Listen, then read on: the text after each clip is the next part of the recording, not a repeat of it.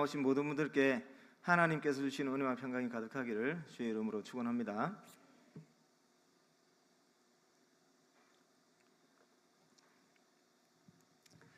인생 역전을 바라면서 세상 사람들이 매주 구입하는 것이 있죠. 우리가 로또라고 부릅니다. 45개의 번호 중에서 6개의 번호가 일치하면 1등이 되는데 그 당첨금이 좀 제법 많죠. 거액을 받을 수가 있습니다. 그래서 그 돈으로 많은 것들을 해결할 수 있으니 그 인생 역전을 바라면서 많은 사람들이 그것을 구입을 하죠. 근데 그 1등에 당첨될 확률이 800만 분의 1이라고 합니다. 그 통계를 냈는데 보니까 800만 분의 1이라고 하는 확률이에요. 그러니까 800만 분의 1이라고 하는 확률을 뚫고 1등이 당첨되고 거액을 얻고, 그러니까 이제 그것을 우리는 기적이라고 부를 수 있습니다. 근데 이 기적이 매주 한 명 이상씩 나와요. 이런 기적을 얻는 사람들이 매주 한 명 이상씩 나와요. 그리고 이 로또가 우리나라에서 시작된 지도 한 20년이 넘은 것 같습니다. 20년 넘었는데 20년 동안 많은 사람들이 이런 기적을 이제 누리게 되었죠. 근데 또 이제 시간이 지나다 보니까 그러면 그런 이제 1등에 당첨된 사람들이 어떻게 살아갈까라고 추적하고 조사했던 적도 있었거든요. 모두가 다 그 성공적인 삶을 살아가는 것은 아니더라고요. 그 로또에 당첨되고 나서 그 돈 때문에 서로 부부가 갈라지기도 하고 싸우다가 누군가가 죽기도 하고 또 그 돈을 참 덧없이 탕진해가지고 더 비참한 어떤 인생이 된 그런 경우도 우리가 소식을 들을 수가 있었습니다. 그렇다면 그 거액을 받게 된 800만 분의 1이라고 하는 그 경쟁을 뚫고 아주 어마어마한 그 거액을 받게 된 그 기적이 그 인생이 더 나쁜 쪽으로 간 사람들에게는 기적이라고 할 수 있을까요? 이 기적이라고 하는 단어가 우리 성도들에게는 친숙한 단어입니다. 왜냐하면 우리가 예수를 믿고 하나님을 알아가는 과정 가운데 하나님께서 우리에게 하나님의 존재를 알리기 위해서, 우리로 하여금 하나님을 믿을 수 있도록 돕기 위해서 우리에게 기적을 베푸실 때가 있습니다. 그래서 성도들은 이 기적을 종종 경험하기도 하기 때문에 기적이라고 하는 단어가 낯설지가 않아요. 오늘 우리는 이 기적, 우리 성도에게 있어서 진정으로 그 유익한 기적이 어떤 것인가, 하나님은 우리에게 어떤 기적을 베풀어 주기를 원하는가, 그리고 우리 성도들은 어떤 기적을 또 바라야 되는가, 그런 부분에 대해서 전하고자 합니다. 오늘도 지지난주에 요한복음 이제 4장의 말씀으로 전했는데 계속 이어지는 이야기입니다. 오늘 이 이어지는 이야기를 통해서 먼저 살펴볼 것은 그 예수님이 사마리아의 수가성에서 우물가에서 한 여자를 만났죠. 여자를 만나면서 예수님이 본인이 영원히 그 마르지 않게 하는 생수가 된다, 영생하도록 솟아나는 생수가 된다라고 예수님이 어떤 존재인지를 알려주셨어요. 그러면서 예수님과 이 여자가 대화를 이어가는데 처음에는 그 여자가 이 예수님이 좀 특별한 사람이다라고 인지를 하고, 그 다음에 또 대화가 이어지는데 야곱보다 더 큰 사람인가라고 인지를 하게 되고, 그 다음에 이제 생수에 대한 이야기를 듣고 나서는 선지자라고 하는 고백을 하게 됩니다. 그러면서 예수님이 이제 그 이후에 더 자신을 더 직접적으로 밝히게 되는데 예수님께서 바로 그리스도가 된다라고 하는 사실을 알려주시죠. 그러면서 이제 이 여자가 예수를 믿게 됩니다. 그런데 이 과정 가운데 그 예수님과 여자가 나누는 대화 과정 가운데 이 여자가 어떤 어려움을 겪고 있는지, 무엇을 원하는지에 대한 정보를 우리에게 주고 있어요. 그러면 먼저 살펴볼 것은 이 여자가 어떤 어려움을 겪고 있는가에 대한 것인데, 이 여자가 이제 어떤 어려움을 겪고 있었습니까?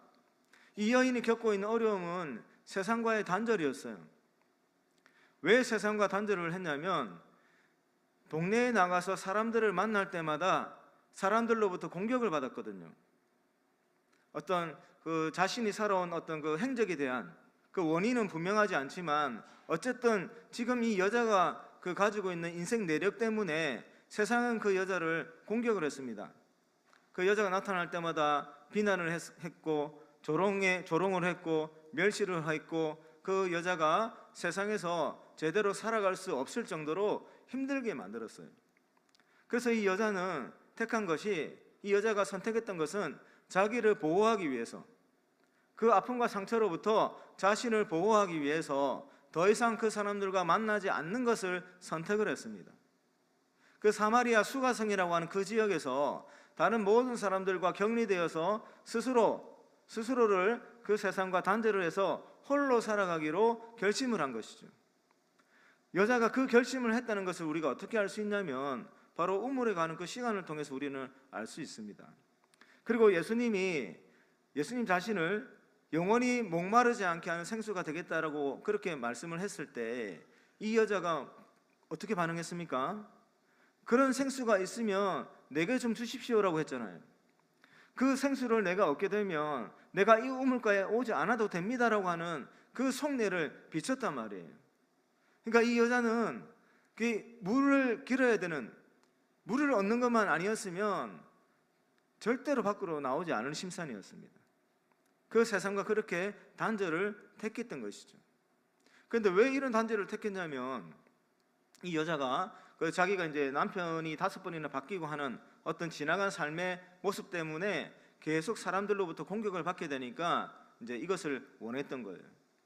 그러니까 이 여자는 그 자기가 지금까지 살아온 그 삶의 모습 때문에 사람들로부터 공격을 받았고 그 공격으로부터 피하기 위해서, 자신을 보호하기 위해서 세상과 단절된 삶을 선택을 했고, 그리고 세상과 계속 단절된 상태로 살아가려고 가기 위해서 예수님께 무엇을 구했냐면 예수님이 말씀하셨던 영원히 목마르지 않게 하는 그런 생수가 있으면 달라고 하는 것을 이제 구했던 것입니다.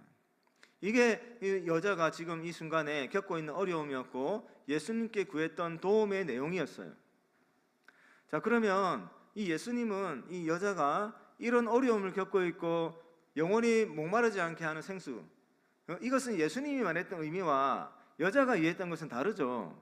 예수님은 영혼의 어떤 그 목마름을 완전히 해결해 주겠다라고 하는 뜻이었고, 여자는 그것을 실제로 내가 지금 살아가는 데 있어서 정말로 필요한 그 물의 문제를 해결해 달라고 요청한 것이죠. 자, 이것을 요청했는데 예수님이 어떤 분이시냐면 예수님은 물을 포도주로 만드시는 분이세요. 예수님은 떡 5개와 물고기 2마리로 5,000명이 넘는 사람들을 배불리 먹이시고 그 음식을 남길 수 있는 분이세요. 그 예수님은 전능하신 능력을 가지고 계시는 하나님이십니다. 그러니 이 여자가 실제로 육체적인 목마름을 해결하기 위해서 목마르지 않게 하는 생수를 달라고 했는데 그 요구를 들어줄 수 있는 분이십니다. 예수님은 그런 능력을 갖고 계신 분이세요.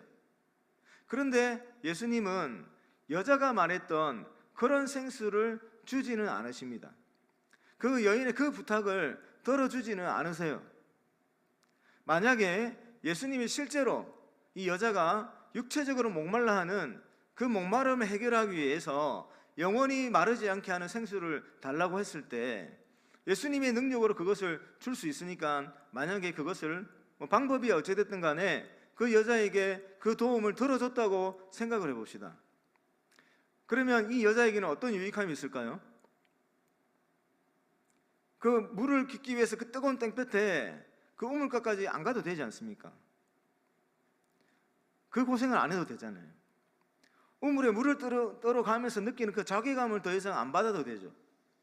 그리고 혹시나 그 동네를 지나가는 사람들이 있을지도 모르는데 그런 사람들을 안 만나도 되죠. 그러니까 그 사람들을 회피하는 데 있어서 더 많이 회피할 수 있죠. 사람들 더 안 만날 수 있죠. 그래서 사람들로부터 받는 어떤 아픔과 상처들을 덜어낼 수 있습니다.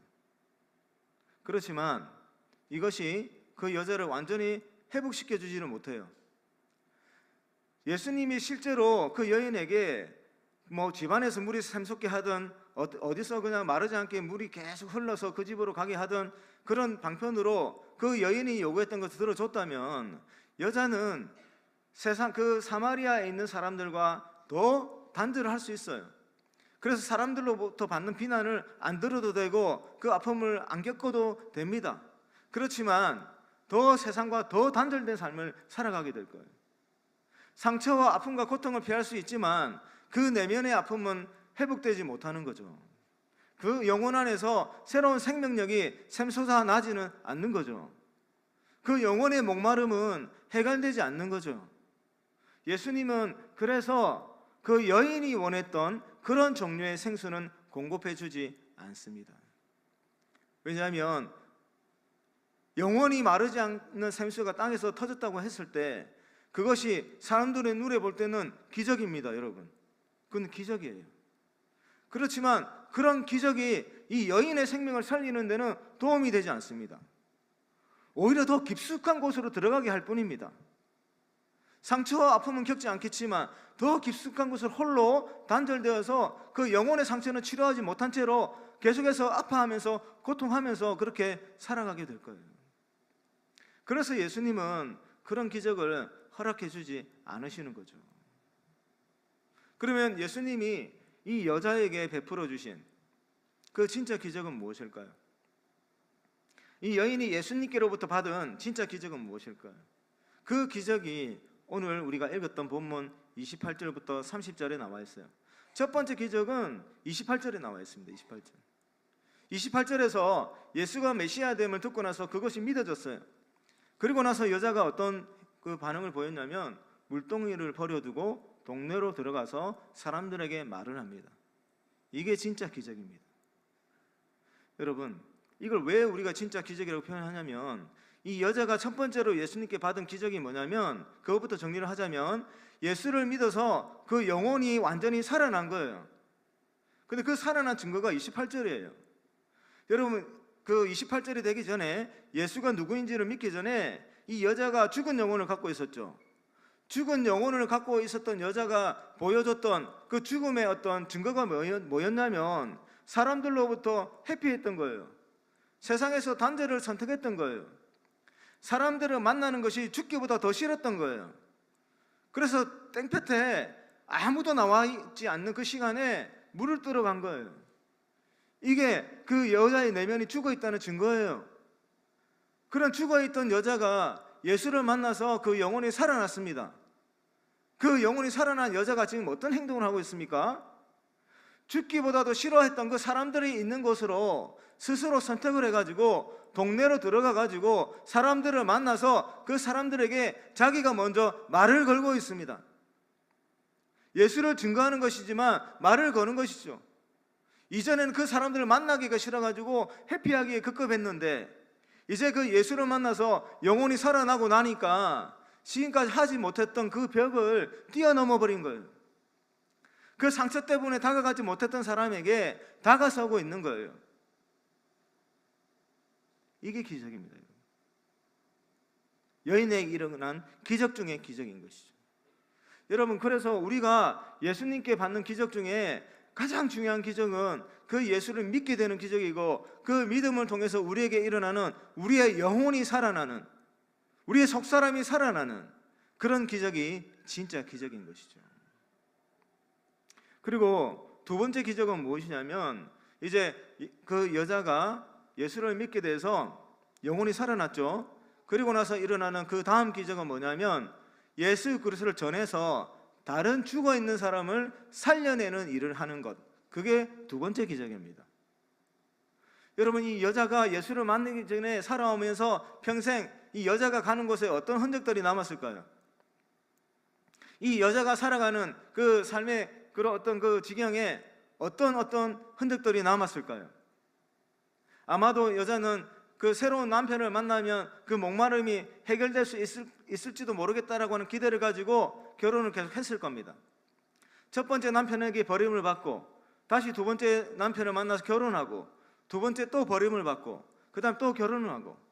여러분, 이 새로운 남편을 만나면 그 자신이 지금까지 겪어왔던 그 갈급한 목마름을 해결할 수 있을 거다라고 하는 기대를 가지고 결혼을 했겠죠. 근데 그 목마름은 해결되지 않았고 더 타는 듯한 갈증을 더 느끼게 되는 그런 인생이 되어버렸습니다. 남편에게 버림받을 때마다 그 마음속에 억울함과 원통함이 가득 쌓이게 되겠죠. 그리고 그런 남편이 바뀔 때마다 그가 살아가는 그 세상 속에서는 그 여자를 가만히 두지 아니하고 아주 그 경멸하는 시선과 조롱이 담긴 말을 던지면서 그 여자를 계속 공격했습니다. 그러면서 이 여자는 사람들로부터 수없이 많은 아픔과 상처를 받아왔어요. 그 아픔과 상처 때문에 흘리는 눈물들이 그 여자의 삶의 지경에 가득하게 되는 것이죠. 그리고 계속해서 이런 삶이 계속되면서 자신의 인생에 소망이 없다는 것을 절감했을 거예요. 자신이 살아가고 있는 내일에는 이제 긍정적인 그런 삶의 소망이 없다는 것을 뼈저리게 느꼈을 겁니다. 그 소망 없는 삶을 뼈저리게 느끼면서 깊고 깊은 그런 탄식과 자괴감을 느꼈을 거예요. 이 여자가 살아가는 데는 이런 흔적들만 남기게 되는 거예요. 그러니까 스스로도 죽은 자와 같은 삶을 살았고, 그가 살아가는 그 주변에 생명의 열매는 찾아볼 수도 없는 거예요. 어둠으로 가득한 거예요. 절망으로 뒤덮여 있는 그런 삶이 이 여자가 살아가는 삶의 현장입니다. 그런 이 여자가 예수를 만나서 먼저는 그 자신의 영혼이 살아났어요. 살아난 그 여자가 이제 동네로 들어가 가지고 절대로 하지 못했던 사람들을 만나는 그 벽을 뛰어넘으면서 그 사람들에게 예수를 증거하기 시작했습니다. 예수가 그리스도라고 하는 사실, 예수가 우리가 기다리던 메시아라고 하는 그 사실을 선포하기 시작했습니다. 그러자 그 땅 가운데 어떤 역사가 일어납니까? 예수를 알지 못했던 그 많은 이방인들이, 죄와 사망의 권세 아래 눌려서 살아가던 그 이방의 백성들이 그 여자가 선포했던 예수에 대한 이야기를 듣고 예수를 믿기 시작했습니다. 그리고 그 예수에게 가서 함께 좀 지내자고 요청을 했고, 예수님과 함께 지내면서 이제 더 이상 여자의 말이 아닐지라도, 예수님이 여자에게 행했던 그런 기적이 아닐지라도 자신들이 이제는 예수를 진정으로 믿게 되었다라고 하는 고백을 하게 되는 것이죠. 이게 여자에게 임한 두 번째 기적입니다, 여러분. 이런 기적이 여인에게 일어난 것이죠. 그러니까 육체적인 목마름을 해결하기 위한 우물을, 그 생수를 터지게 해줬더라도 그 여인의 내면을 살려내지 못했을 거예요.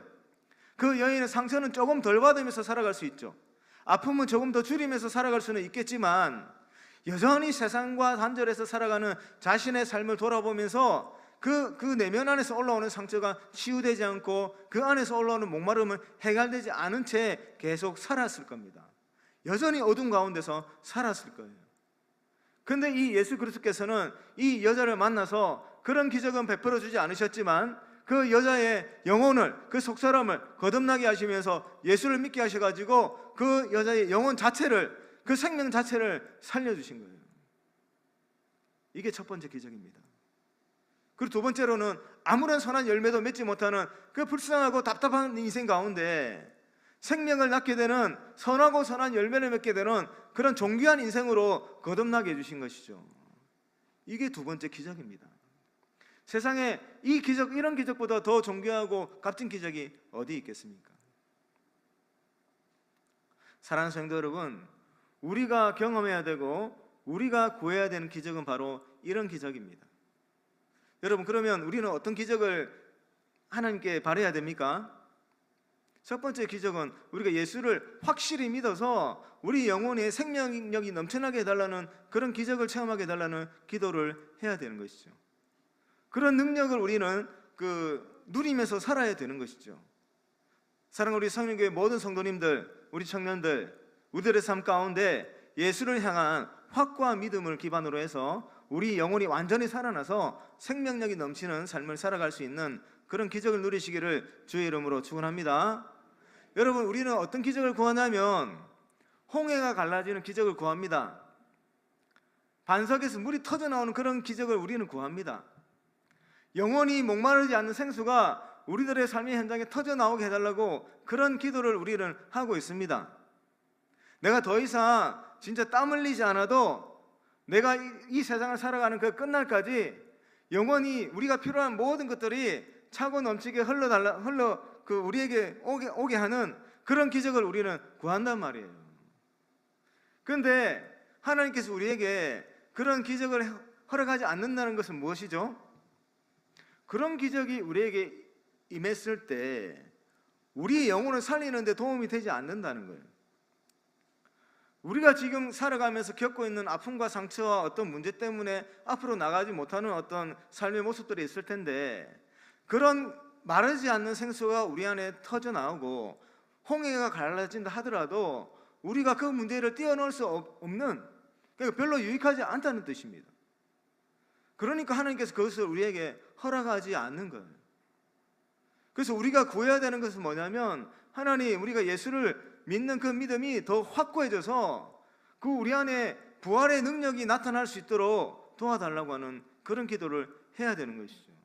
우리 안에 새로운 생명력이 솟아나게 해달라고 하는 기도를 해야 되는 것이죠. 그 생명력이 우리에게 임할 때 우리는 어떤 삶을 살아가게 되냐면, 지금까지 한 번도 해보지 못했던 어떤 영역에 우리는 새롭게 도전할 수 있는 거예요.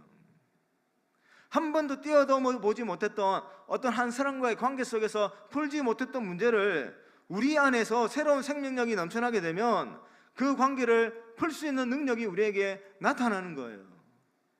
그런 능력을 우리가 체험해야 되는 것이죠. 그런 기적을 체험해야 되는 것이죠.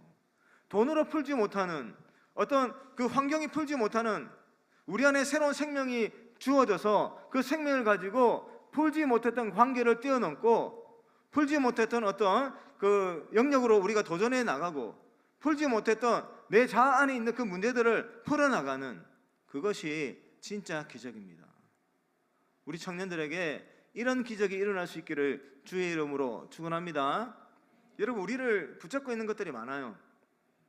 거절감에 묶여가지고 새로운 도전을 하지 못하는 사람들이 있고요, 또 상처받을 것이 두려워가지고 그 새로운 영역으로 들어가기를 거부하고 사람들의 관계를 회피하고 하는 이런 일들이 많이 있단 말이에요. 새로운 사람을 만나기를 거부하고 새로운 영역으로 들어가기를 회피하고 새로운 일을 도전하는 것을 중단하고. 왜 그렇습니까? 우리 안에 무엇인가 묶여있기 때문이죠.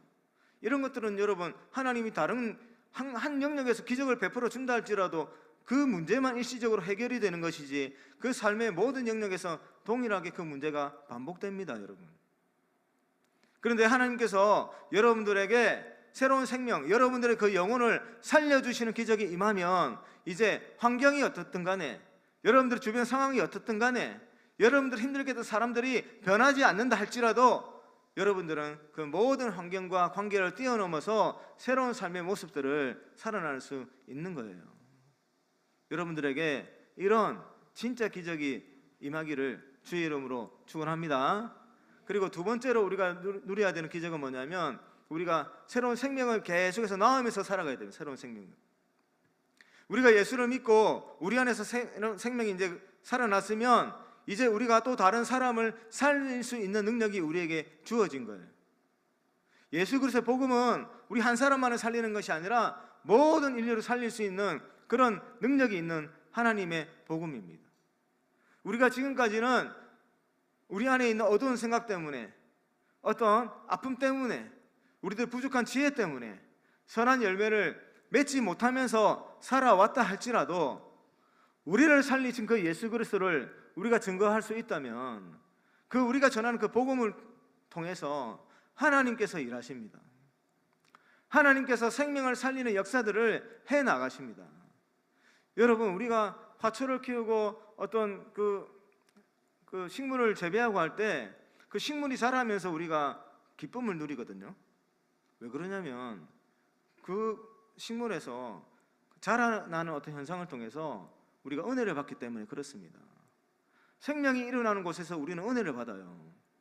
생명이 확장되는 그 현상 속에서 우리가 살아남을 경험하게 됩니다. 그런데 가장 존귀한 존재가 사람 아니겠습니까? 하나님이 만드신 사람. 그 사람이 하나님께 범죄해서 죄와 사망의 굴레에 갇혀가지고 어둠 가운데 비탄하게 참담한 그런 삶을 살아가고 있단 말이에요. 그런데 우리가 그 가운데서 살아난 은혜를 경험했고, 이제 우리가 예수 그리스도 복음을 증거한다면 그 사람들도 살아나게 된다는 거죠. 그런 삶을 우리가 살아갈 수 있는 거죠. 우리가 아무런 그 어떤 선한 열매를 맺지 못하고 지금까지 살아왔지만, 우리가 예수를 믿고 그 예수를 따라서 살아가고 예수를 전파해서 살아간다면 아무것도 아닌 우리의 입술을 통해서 새로운 생명이 살아나게 되는 그런 기적이 임하게 되는 것입니다. 사는 우리 선교회 모든 성도님들, 우리 청년들, 이런 비전을 가지고 살아갈 수 있기를 주의 이름으로 축원합니다. 여러분들이 사람을 살릴 수가 있습니다.